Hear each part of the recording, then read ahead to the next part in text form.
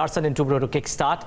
They reported a profit growth in the September quarter as overseas orders helped the infrastructure giant offset the domestic slowdown. Darshan Mehta is standing by with the fine print of these numbers. Darshan, the big one yesterday, L&T, what do you make out of it? Yeah, so it was nothing exceptional, and I think the commentary was also slightly on the weaker side, even though that they maintained the guidance. Now on the numbers, the top line growth was 15%, was in line with estimates. The profit growth was much higher at almost 13%, and that was aided by higher other income this time around. Taxes were also on the lower side. EBITDA was up 13%, which means EBITDA margins of 11.4%, pretty much in the range. So no surprises as far as the financials were concerned. The order inflow was on the decent side. Close to 49,000 crores of orders is something that they bagged. The range was 30,000 to 50,000, so it's on the higher end.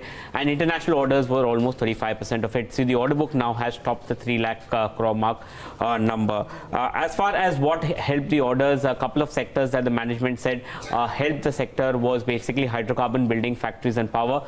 And they maintained the guidance on all fronts, on the margin front, the top line front, as well as the order inflow front. So that's the broad basis of the numbers. So let's try and break this down, Darshan. Which segments, what was the performance, what stood out?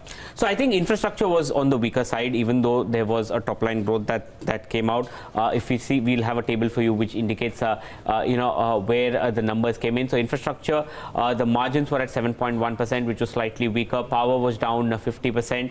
Growth came in from the heavy engineering and the financial services and the allied businesses. Hydrocarbons did well. Now individually, if you're looking at it, infrastructure is where there was orders were down almost 33%, and they're saying there were delays, and realization of claims actually aided the margin. So overall on the core business, yes, it wasn't a good number on the infrastructure side. Power, very poor set of numbers. Power, if you're looking at it, revenues declined on a depleting order book. On the hydrocarbon business, orders were down 48%. So that was something that was weak, and even here some bit of claims aided the margin of the company. Defense was decent, but they believe that the private sector continues to be plagued by policy inaction. Order inflow was down 52%. On the hydrocarbon business, that was something that aided them significantly. One of the highest numbers of orders that they got, and the revenue growth was decent.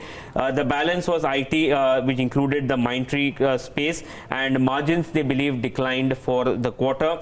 On the financial service side, they're saying growth in the loan assets increased, so that portion did well. And on the development business, that was aided because of the Hyderabad Metro being partially commissioned. So overall, not the best of numbers. The commentary was weak, and the core business infrastructure, I believe, is slowing down. Any very quick, Darshan, any deviation in the current quarter compared to what's happened over the last 3 or 4 quarters, either in the commentary or in the body language or in the performance? So I think it's the second year in a row in which they haven't cut the guidance. Last year they didn't cut guidance, they met the guidance, but at least 5 years before that, on a continuous basis, they cut the guidance in the second quarter. Okay. So that hasn't happened. They say that it's positive, but I think the commentary this time around was slightly on the weaker side, and what I'm seeing is that the order inflow has cooled off significantly. So probably in the third quarter there could be some bit of slowdown that we can anticipate in L&T. Okay, let's wait and watch. Thanks, Darshan, for putting that into perspective.